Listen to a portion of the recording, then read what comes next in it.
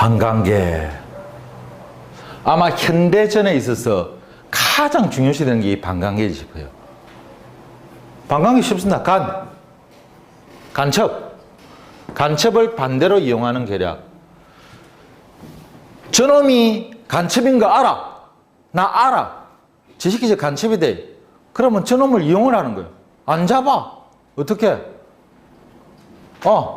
알지?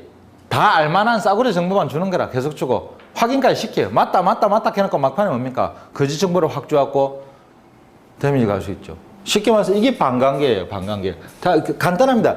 적군의 간첩을, 옛날에도 간첩이란 말이 있었던 거 아니지? 적군의 진실을, 간첩을 갖다가 반대로 역이용하는 거예요. 그럼 알아서 역이용할 수도 있고, 그죠? 내가 알고 거짓 정보를 줄 수도 있고 싸구려 정보만 줄 수도 있어. 나중에 이모께서, 그죠? 일부러 간첩이 알아도 일부러 안 잡는 기라. 필요할 때 잡을 수도 있어. 그죠? 골치 아플 때 국민들의 뭐 해라 사고 앉아갖고 도대체 친아들이냐 사고 할 때 갑자기 느닷없이 앉아갖고 간첩단 체포.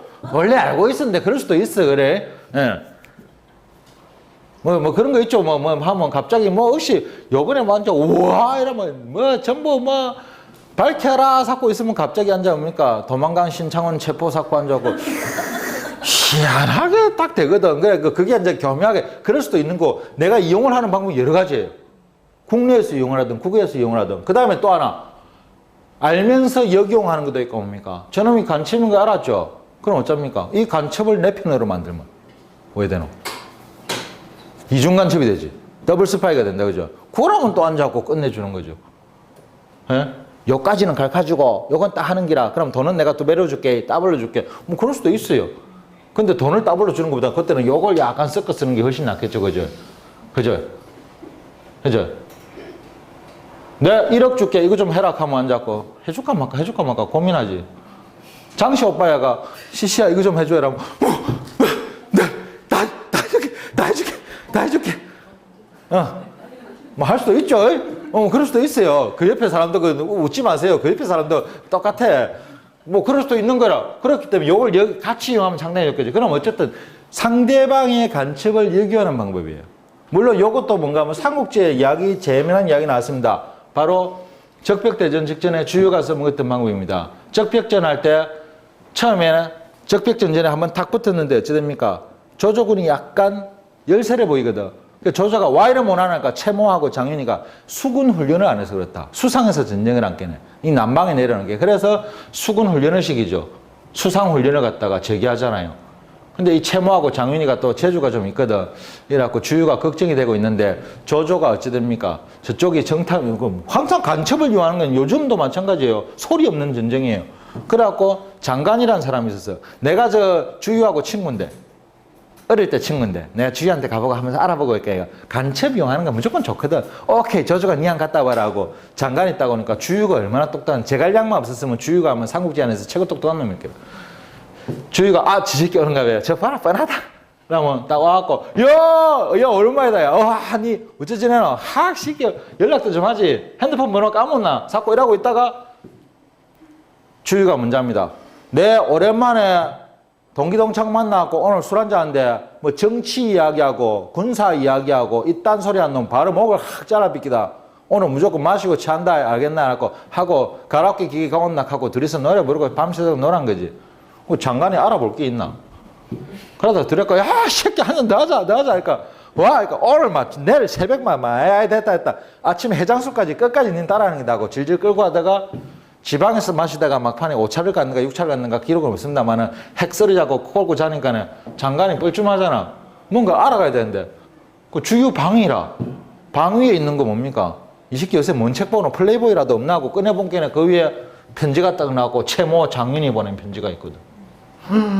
이 새끼들 스파이네. 이래갖고 얘가 가갖고 조조보고 채모하고 장윤이요 주유한테 편지 보냈던데요. 그래갖고 이 조조가 이놈 새끼도 아까 수군 훈련하고 있나니까 이거 오래 걸립니다. 내가 와 오래 걸리는데 대봐라니까 아니 그게 사실 오래 걸리지. 오래 걸리 지나라고 니 내주길라 그러자고 둘이를 목을 팩팩 째쁘죠. 조조는 똑똑합니다. 근데 성격 급한데 목 탁 베는 순간에 썩었다. 그러니까 주유가 앉아갖고 쫓겨 늦었대. 라고 있었단 말이에요. 그건 반관계, 그게 이제 간첩을 역이용한 경우죠. 여러분, 이거 뭡니까? 자, 여기서 잘 보십시오. 미인계와 공성계, 반관계, 이 세 개가 전부 다 뭡니까? 이때까지 했던 전쟁보다는 지금 현세에 더 와닿는 부분이 있죠. 인포메이션, 정보전이란 말입니다.